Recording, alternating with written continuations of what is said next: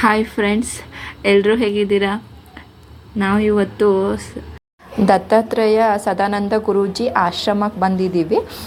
ಇದು ಪ್ಯಾಲೇಸ್ ಗ್ರೌಂಡಿಂದ ತುಂಬ ಹತ್ತಿರ ಇದೆ. ಮೇನ್ ರೋಡಿಂದ ಒಂದು 200 ಮೀಟರ್ ಅಷ್ಟೇ ಆಗುತ್ತೆ. ಮೇನ್ ರೋಡ್ ಇದೆ ನೋಡಿ ಆಶ್ರಮ.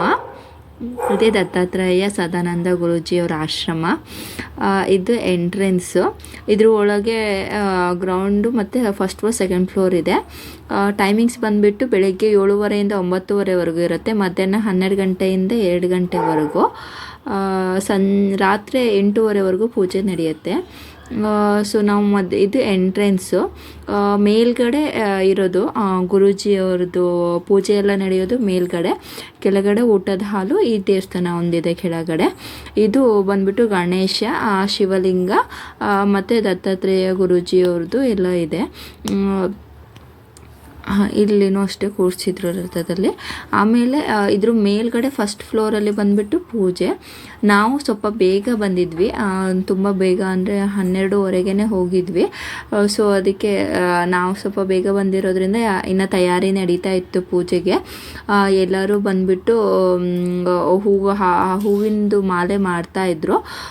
ನಾವು ಬಂದುಬಿಟ್ಟು ಸ್ವಲ್ಪ ಹೊತ್ತವರೆಗೂ ಕೂತ್ಕೊಂಡ್ವಿ. ನಿಜವಾಗ್ಲೂ ಹೇಳ್ಬೇಕಂದ್ರೆ ಇದು ಯಾಕೆ ಸ್ಪೆಷಲ್ ಅಂತ ಹೇಳ್ತಾ ಇದ್ದೀನಿ ಅಂದರೆ, ನಾವು ಇದು 12 ವರ್ಷದ ಹಿಂದೆ ಬಂದಿರೋ ದೇವಸ್ಥಾನ. ಸೊ 12 ವರ್ಷ ಆದಮೇಲೆ ಬರ್ತಾಯಿದ್ದೀನಿ. ನಾನು 12 ವರ್ಷದ ಹಿಂದೆ 1-2 ಸಲ ಬಂದಿದ್ದೆ. ಅದು ನಾನು ಕಾಲೇಜಲ್ಲಿ ಇರಬೇಕಿದ್ರೆ. ಅದು ಆದಮೇಲೆ ಇದು ನಿಜವಾಗ್ಲೂ ಹೇಳ್ಬೇಕಂದ್ರೆ ಅದು ಗುರೂಜಿನೇ ಕರ್ಸ್ಕೊಂಡ ಹಾಗೆ. ನಾವು ಆ್ಯಕ್ಚುಲಿ ಹೋಗ್ತಾ ಇದ್ದಿದ್ದು ಬೇರೆ ಕಡೆ ಹೋಗ್ತಾ ಇದ್ವಿ. ಅದೇ ಹೇಗೆ ಅಂದರೆ, ಈ ದೇವಸ್ಥಾನಕ್ಕೆ ಬರಬೇಕಿದ್ರೆ ಮುಂದೆ ಹೋಗಬೇಕು, ಆ ದಾರಿ ಮಿಸ್ ಆಗ್ತಾಯಿತ್ತು. 2 ಸಲ ಹಾಗೆ ಆಯ್ತು. ಮುಂದೆ ಬೇರೆ ರೂಟಲ್ಲಿ ಹೋಗಬೇಕಿತ್ತು, ಅದು ಮಿಸ್ ಆಗ್ತಾಯಿತ್ತು. ಮಿಸ್ ಆಗಿ ಕೊನೆಗೆ ಬಂದುಬಿಟ್ವಿ. ಬರಬೇಕಿದ್ರೆ ಆವಾಗ ಗೊತ್ತಾಯಿತು ಈ ದೇವಸ್ಥಾನದಿಂದ 1 ಕಿಲೋಮೀಟ್ರ್ ದೂರದಲ್ಲಿ ಈ ದೇವಸ್ಥಾನ ಇದೆ ಅಂತ ಹೇಳಿಬಿಟ್ಟು. ಅಂದರೆ ನಮಗೆ ಮೊದಲು ಬಂದಿದ್ವಿ ಅಲ್ವ, ತುಂಬ ವರ್ಷ ಆಗಿರೋದ್ರಿಂದ ರೋಡ್ ಸಮೇತ ನಮಗೆ ಮರ್ತೋಗಿತ್ತು. ಕೊನೆಗೆ ಅಲ್ಲಿ ಬಂದಮೇಲೆ ನಮಗೆ ರೋಡು ಅಲ್ಲಿ ಬಂದಮೇಲೆ ನೆನಪಾಯ್ತು, ಹೋಗಿ ಗುರೂಜಿ ದೇವಸ್ಥಾನಕ್ಕೆ ಹೋಗಬೇಕು ಅಂತ ನಾವು ಎಷ್ಟು ಸಲ ಅಂದ್ಕೊಂಡಿದ್ವಿ, ಆಗಿಲ್ಲ. ಸೊ ಇದು ಅದಾಗೆ ಬಂದು ಕರ್ಕೊಬಂದಾಗೆ ಆಗಿದೆ. ನನಗೆ ಆ ಸಲ 12 ವರ್ಷದ ಹಿಂದೆ ಹೇಗೆ ಬಂದಿದ್ದಾಗ ಹೇಗೆ ಪೂಜೆ ಮಾಡ್ತಿದ್ರು ಅದೇ ಥರನೇ ಪೂಜೆ ಮಾಡ್ತಾಯಿದ್ರು. ಏನು ಡಿಫ್ರೆನ್ಸ್ ಅನಿಸ್ತಾ ಇರಲಿಲ್ಲ. ಇನ್ನೂ ಚೆನ್ನಾಗಿ ಮಾಡ್ತಿದ್ರು. ಅಂದರೆ ಇನ್ನು ಎಲ್ಲರೂ ಸೇರಿಕೊಂಡು ಹಾಡು ಹೇಳ್ಕೊಳ್ತಾ ಪೂಜೆ ಮಾಡ್ತಾಯಿದ್ರು. ಎಲ್ಲರೂ ಹಾಡು ಹೇಳ್ತಾಯಿದ್ರು. ನಾವು ಏನು ಮಾಡ್ತೀವಿ, ಒಂದೊಂದು ಸಲ ಮೈಕಲ್ಲೆಲ್ಲ ಹಾಕಿಬಿಟ್ಟು ರೆಕಾರ್ಡೆಡ್ ಹಾಕಿಬಿಡ್ತೀವಿ. ಬಟ್ ಇಲ್ಲಿ ಹಾಗೆಲ್ಲ ಪ್ರತಿಯೊಬ್ಬರು ಹಾಡು ಹೇಳ್ಕೊಂಡು ಪೂಜೆ ಮಾಡ್ತದೆ. ಇಟ್ಸ್ ವೆರಿ ರಿಯಲ್ ಅನ್ನಿಸ್ತು ನಂಗೆ ನಿಜವಾಗ್ಲೂ. ಒಂದು ಏನಂದರೆ, ಇಲ್ಲಿ ತುಂಬ ಪವಾಡಗಳಂತೂ ತುಂಬ ನಡೆದಿದೆ. ಈ ಗುರೂಜಿಯಿಂದ ನಾವು ಏನು ನಂಬಿಕೆ ಇದ್ಬಿಟ್ರೆ ಅಂತೂ ತುಂಬ ಪವಾಡಗಳು ನಡೆದಿದೆ. ಅಲ್ಲಿ ತುಂಬ ಜನ ಹೇಳ್ತಾಯಿದ್ರು ಅವ್ರಿಗೆ ತುಂಬ ಆದರೆ ಅವ್ರು ಇಲ್ಲಿ ನಡ್ಕೊಂಡಾಗ್ಲಿಂದ ತುಂಬ ಒಳ್ಳೆಯದಾಗಿದೆ ಅಂತ ಹೇಳ್ತಾಯಿದ್ರು. ಸೊ ನಾವು ಅವಾಗ ಬಂದಮೇಲೆ ಬರಬೇಕು ಅಂತ ತುಂಬ ಸಲ ಅಂದ್ಕೊಂಡಿದ್ವಿ. ಈ ಸಲ ನಮಗೆ ಬಂದಿದ್ದು ತುಂಬ ಖುಷಿ ಆಯಿತು. ಗುರೂಜಿನೇ ಕರ್ಕೊಂಡು ಹಾಗೆ ಅನ್ನಿಸ್ತು ನಿಜವಾಗ್ಲೂ. ತುಂಬ ಖುಷಿ ಆಯಿತು. ಇವ್ರು ಯಾವಾಗಲೂ ಹೇಳ್ತಾಯಿದ್ರು, ಸೊ ಅಲ್ಲಿಗೆ ಹೋಗಬೇಕಿತ್ತು, ನಾವು ಆವಾಗ ಹೋಗಿದ್ವಿ ಅಲ್ಲ ಅಂತ ಯಾವಾಗಲೂ ನೆನೆಸ್ಕೊಳ್ತಾಯಿದ್ರು. ಬಟ್ ನಮಗೆ ಹೋಗೋಕ್ಕಾಗಿರಲಿಲ್ಲ. ಈ ಸಲ ಒಳ್ಳೆ ಕಾಲ ಕೂಡ ಬಂತು. ಕೊನೆಗೆ ನೋಡಿ ಎಷ್ಟು ಚೆನ್ನಾಗಿ ಪೂಜೆ ಮಾಡ್ತಿದ್ದಾರೆ. ಪಾದಕ್ಕೆಲ್ಲ ಫಸ್ಟು ಪಾದ ಎಲ್ಲ ತೊಳಿತಾರೆ. ತೊಳೆದ್ಬಿಟ್ಟು ಅದನ್ನು ಇಲ್ಲ ಆಮೇಲೆ ತುಪ್ಪದ ಅಭಿಷೇಕ, ಎಳ್ನೀರು ಅಭಿಷೇಕ ಪ್ರತಿಯೊಂದು ಮಾಡ್ತಾರೆ. ಹಾಗೆ ನಾವು ಸ್ವಲ್ಪ ಹೊತ್ತು ಆದಮೇಲೆ ಎಲ್ಲ ಪೂಜೆನೂ ಸ್ಟಾರ್ಟ್ ಮಾಡಿದರು. ನಾವು ಫುಲ್ಲು ಪೂಜೆ ಮುಗಿಯೋವರೆಗೂ ಅಲ್ಲೇ ಕೂತ್ಕೊಂಡು ಪ್ರತಿಯೊಂದು ಪೂಜೆನೂ ವೀಕ್ಷಣೆ ಮಾಡಿದ್ವಿ. ತುಂಬ ಚೆನ್ನಾಗಿ ಅನ್ನಿಸ್ತು. ತುಂಬ ಚೆನ್ನಾಗಿ ಮಾಡಿದರು ನಿಜವಾಗ್ಲೂ. ಈ ಪೂಜೆ ನಾನು ನಿಜವಾಗ್ಲೂ ನೆನ್ಪಿಟ್ಕೋಬೇಕು, ಅಷ್ಟು ಚೆನ್ನಾಗಿ ಮಾಡಿದ್ದಾರೆ.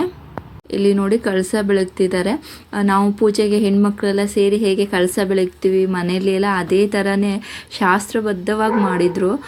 ತುಂಬ ಇಷ್ಟ ಆಯಿತು ನನಗೆ.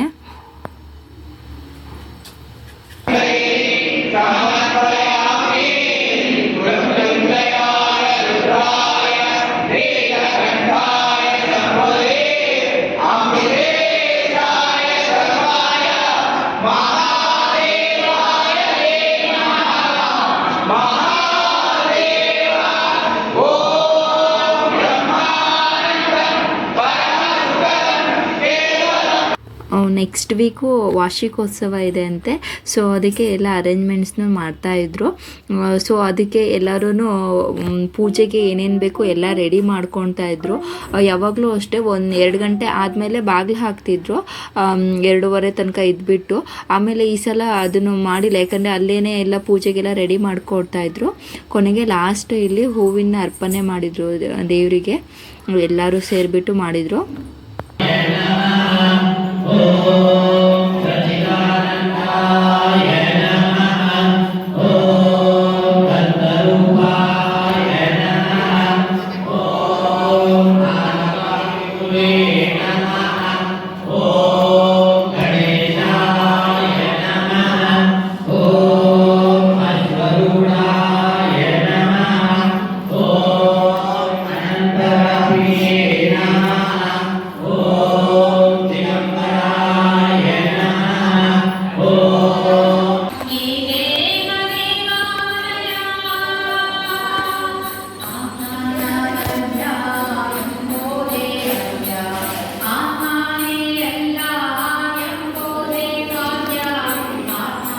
ಇಲ್ಲಿ ಪ್ರತಿಯೊಂದೂ ಶಿಸ್ತುಬದ್ಧವಾಗಿ ಮಾಡ್ತಾಯಿದ್ರು. ಪ್ರತಿಯೊಂದು ಕಲ್ಚರು ನಂಗೆ ತುಂಬ ಇಷ್ಟ ಆಯಿತು. ನಾವು ಆ್ಯಕ್ಚುಲಿ ಇದನ್ನು ಒಂದು 12 ವರ್ಷದ ಹಿಂದೆ ಬರಬೇಕಿದ್ರೆ ಹೀಗೂ ಉಂಟೆ ಪ್ರೋಗ್ರಾಮ್ ಬರ್ತಿತ್ತಲ್ವ TV9ಅಲ್ಲಿ, ಅದನ್ನು ನೋಡಿ ಬಂದಿದ್ದು.